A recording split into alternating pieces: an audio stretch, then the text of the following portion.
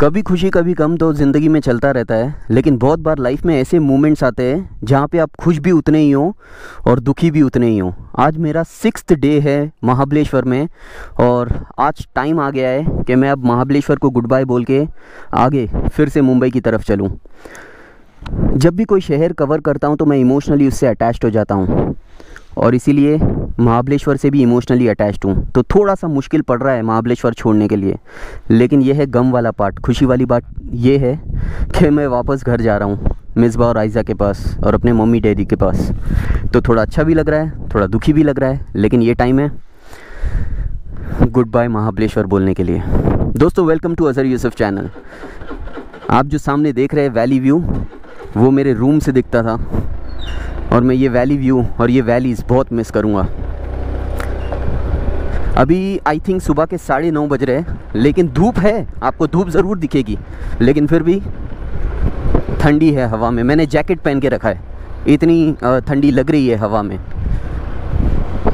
ये जो आप देख रहे हो ना, ये महाबलेश्वर मार्केट के पीछे का हिस्सा है जहाँ पे महाबलेश्वर के लोग एक्चुअली रहते हैं। ये रेसिडेंशियल एरिया ऑफ महाबलेश्वर है जो आपको महाबलेश्वर मार्केट के पीछे देखने मिलेगा। आगे आएगा महाबलेश्वर मार्केट जहाँ पे बाइक्स अलाउड नहीं है, लेकिन आप सिर्फ वो मार्केट के गो थ्रू जा सकते हो विद बाइक। और बाइक में भी ना मैंने थोड़ा सा देखा कि सिर्फ टूरिस्ट को अलाउड नहीं है। नॉर्मली रेसिडेंशियल लोग जो यहाँ के लोकल लोग हैं, वहाँ पे तो मैंने देखा कि वो लोग तो बाइक चलाते चलाते भी जा रहे हैं। ये आप जो देख रहे हो ना, ये पीछे का हिस्सा जो मेन लोकल हिस्सा है, लोकल महाबलेश्वर जो है ना, वो ये है। ये आप जो मैप्रो लिखा हुआ देख रहे हो ना, ये जो पूरा लेन है, ये महाबलेश्वर मार्केट है। और अच्छा हुआ मुझे महाबलेश्वर मार्केट के नज़दीक सस्ता और अच्छा होटल मिल गया। लेकिन दोस्तों, एक चीज़ और मैंने ऑब्ज़र्व की, यहाँ पे बहुत सारे होटल्स आपको मिल जाएंगे। होटल का आपको इशू रखने की ज़रूरत नहीं है एक्चुअली, क्योंकि मैंने देखा कि अगर आपका बजट कम है ना, तो कम से कम में भी 500 से 800 रुपये में भी आपको काफ़ी सारे होटल्स मिलेंगे जो महाबलेश्वर मार्केट के नज़दीक है।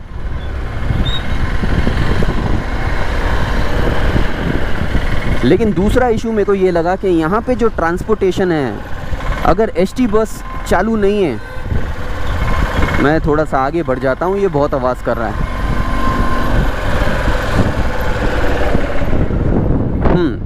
तो अगर एसटी बस चालू नहीं है, जो ट्रांसपोर्टेशन का इशू है ना, वो थोड़ा सा एक्सपेंसिव है। आपको कोई भी ऐसी, अगर फॉर एग्जांपल आपको जाना है यहाँ से मैप्रो गार्डन, तो ऐसी कोई ऑटो वगैरह यहाँ पे नहीं है, जो होना चाहिए मुझे ऐसा लगता है। आपको टैक्सी से जाना पड़ेगा और सिर्फ 15 किलोमीटर है और उसके वो लोग 400-500 रुपये ले लेंगे। तो इन शॉर्ट, अगर आपको यहाँ पे घूमना फिरना है, अब जैसे महाबलेश्वर मार्केट, आप यहाँ पे खुद नहीं मालूम, आप सिर्फ एक टूर लेने तो आओगे नहीं, आप यहाँ पे 3 घंटा 4 घंटा स्पेंड करने के लिए आओगे। वेना लेक का भी जो हिस्सा है वो भी इतना अच्छा है कि वहाँ पे आप सिर्फ आधा घंटा बहुत कम हो जाएगा। वहाँ पे इतनी सारी फ़न एक्टिविटीज़ है कि वो करते करते आपको 3 घंटा 4 घंटा लग जाएगा। तो इसीलिए मुझे ऐसा लगता है कि जहाँ पे भी आप होटल लोगे, वहाँ पे कहीं ना कहीं महाबलेश्वर में आप स्टक ज़रूर हो जाओगे। तो इसीलिए महाबलेश्वर का होटल उस तरफ लेना या उस जगह लेना जहाँ पे आपको मैक्सिमम टाइम स्पेंड करना है, क्योंकि बाद में आप आ पाओगे नहीं उस जगह पे। टैक्सी की बात करूँ तो फीजिबल, अगर आपको फिर भी टैक्सी में घूमना है पूरा दिन महाबलेश्वर, जो ओनली ऑप्शन है, यहाँ पे ऑटो वगैरह कुछ भी नहीं है, तो 2500 रुपीज़ का चार्ज है और 2500 रुपीज़ में आपको पूरे दिन के लिए टैक्सी मिलेगी, जो 9 बजे आपके होटल पे टच हो जाएगी और सनसेट तक आपके साथ रहेगी। मैंने और भी पूछा कि सनसेट के बाद कभी आधा घंटा लेट हो गया तो चलेगा, उन्होंने बोला कोई इशू नहीं है। रही बात यहाँ के लोगों की, तो बहुत अच्छे है, आधा घंटा ऊपर नीचे भी हो जाता है, तो इस चीज़ का कोई इशू नहीं क्रिएट करेंगे। लेकिन दोस्तों, ये महाबलेश्वर और ये मैं जिस तरफ टर्न मार रहा हूँ, वहाँ से आएगा मुंबई, पंचगिनी, महाबलेश्वर ख़त्म हो जाएगा बहुत जल्दी।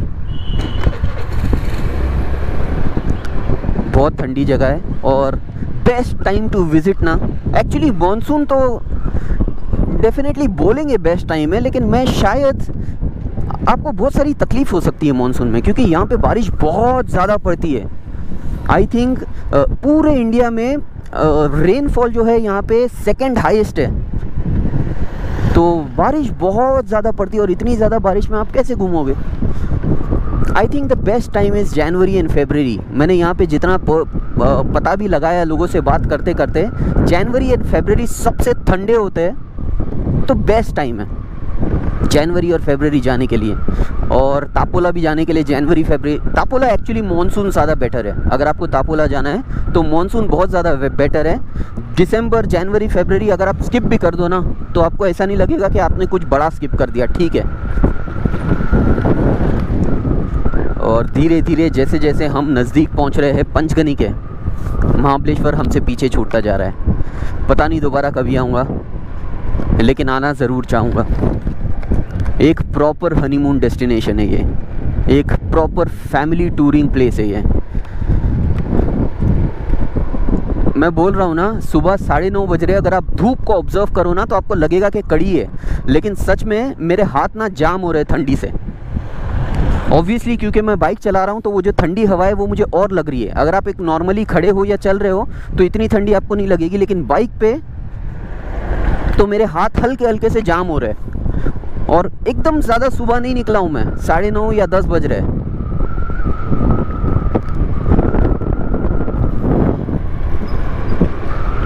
याद रहेगा महाबलेश्वर, बहुत टाइम तक याद रहेगा ये। वैसे तो मैं दूसरी बार महाबलेश्वर आया हूँ, लेकिन वैसे आप एक पहली बार ही कंसिडर कर रहा हूँ मैं, क्योंकि जब मैं पहली बार अपनी स्कूल की पिकनिक में आया था तो सिर्फ एक रिसोर्ट में कैद था मैं, हमको बाहर निकलने को अलाउड नहीं था। स्कूल की पिकनिक में आया था और सिर्फ एक रिसोर्ट के अंदर था मैं। आई थिंक आई रिमेंबर सिर्फ एक वेना लेक जो जगह थी, सिर्फ हमको वो एक्सप्लोर कराया था और कुछ भी हमको एक्सप्लोर नहीं कराया था।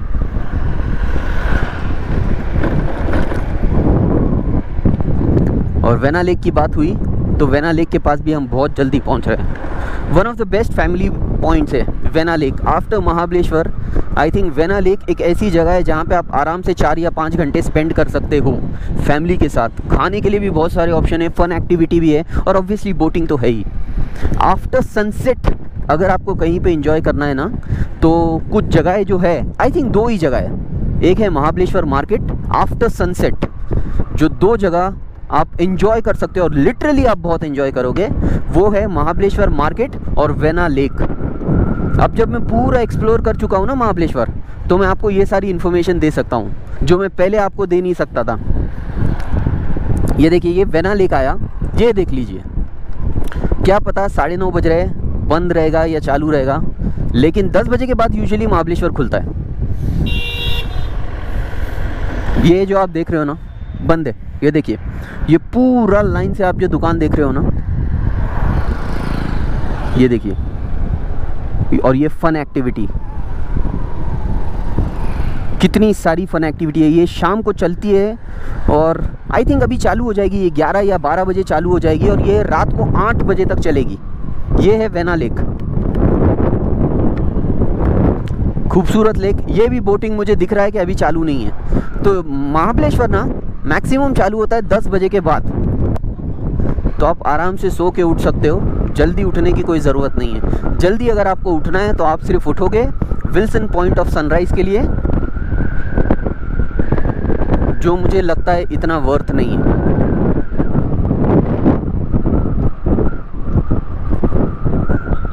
क्योंकि यहाँ पे बादल इतने रहते हैं, यहाँ पे फॉग इतना रहता है कि बिल्कुल भी वर्थ नहीं है कि आप इतनी सुबह उठो और सनराइज़ पॉइंट देखने के लिए जाओ। हाँ, ऑब्वियसली अगर आपको महाबलेश्वर की सुबह की ठंड का मज़ा लेना है तो डेफिनेटली वर्थ इट है, क्योंकि ठंडी ठंडी हवा इतनी चलेगी। आपको मज़ा, वेदर का मज़ा अगर लेना है तो डेफिनेटली आप जा सकते हो। लेकिन विल्सन पॉइंट ऑफ सनराइज़ पे अगर आप जाओगे तो 50% या आई थिंक उससे भी कम % चांस है कि आपको सनराइज़ देखने मिलेगा। और मैं बात कर रहा हूँ जब मैं ठंडी में आया हूँ, मानसून में तो भूल ही जाओ। ठंडी में भी यहाँ पे दिसंबर के महीने में मैंने काले काले बादल देखे। तो बादल यहाँ पे इतने रहते हैं कि आप शायद एक्सप्लोर नहीं कर पाओगे। महाबलेश्वर पीछे छूट गया।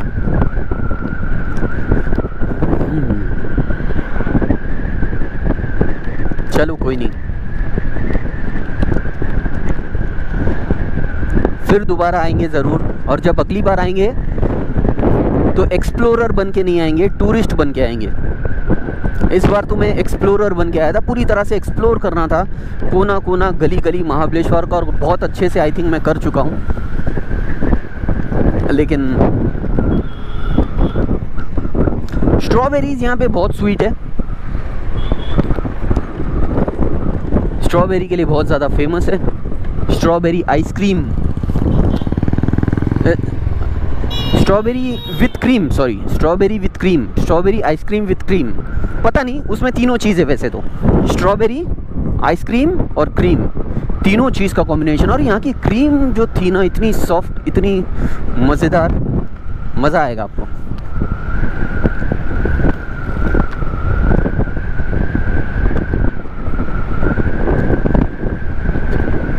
अगर 10 बजे भी मैं एस्टिमेट करूं, अभी एग्जैक्टली 10 बज रहा है, और अगर 10 बजे भी मैं एस्टिमेट करूं कि मैं निकल रहा हूं, तो आई थिंक 6 घंटे में, मतलब 4 बजे मुझे घर पहुंच जाना चाहिए, अगर मैं नॉन स्टॉप चलाया तो। और फिर आप जितना रुकोगे उतना टाइम एक्सटेंड करते जाओ। यहाँ से 6 घंटा की कंटिन्यूस राइड है, अगर आप मुंबई से महाबलेश्वर या महाबलेश्वर से मुंबई आना चाहते हो तो। और वो मैं कंसिडर कर रहा हूँ क्योंकि मैं स्कूटी पे हूँ। अगर आप एक स्पोर्ट्स बाइक में हो या फिर एक ज़्यादा सीसी वाली बाइक में हो और ज़्यादा पावरफुल बाइक में हो तो शायद आपको उतना कम टाइम लगे, लेकिन उससे ज़्यादा कम टाइम नहीं लगेगा। लेकिन अगर आप कार से आ रहे हो तो आई थिंक आप 5 घंटे में भी कवर कर सकते हो। दैट इज़ अगर आप नॉन स्टॉप चलाओगे तो।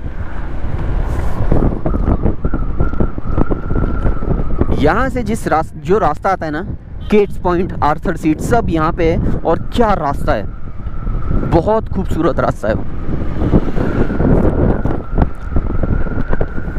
और यहाँ पे जो सामने आप देख रहे हो ना, कार्टिंग करने के लिए, गो कार्ट, यहाँ पे आपको अराउंड 400 रुपये का चार्ज लग जाएगा, और 400 रुपये में आप वो कर सकते हो।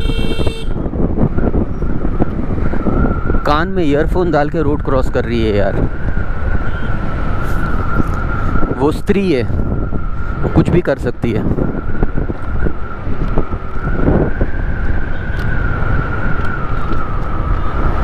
चलिए दोस्तों, महाबलेश्वर अब रह गया पीछे। अब हम जा रहे हैं पंचगनी की तरफ। लिंगमाला वाटरफॉल, यहाँ नीचे लिंगमाला वाटरफॉल है, और क्या जगह है, one of the best places in Mahabaleshwar. और लिंगमाला वाटरफॉल जब आप सुनते हो ना, वाटरफॉल का नाम, तो आपको लगता है यार ये तो मानसून स्पेशल है, लेकिन नहीं, ठंडी में भी दिसंबर जनवरी में आप अगर आओ तो यहाँ पे आपको आना चाहिए। लिंगमाला वाटरफॉल बहुत खूबसूरत है। इस वीडियो में इतना ही था दोस्तों। अब मैं चलता हूँ, निकलता हूँ अपनी मुंबई की तरफ। यहाँ पे एक चीज़ फैक्ट्री है जो मुझे कवर करनी है, बाकी हर चीज़ कवर कर चुका हूँ। मिलता हूँ आपसे अगले इंटरेस्टिंग वीडियो के साथ। Till then good bye and thank you so much for your time.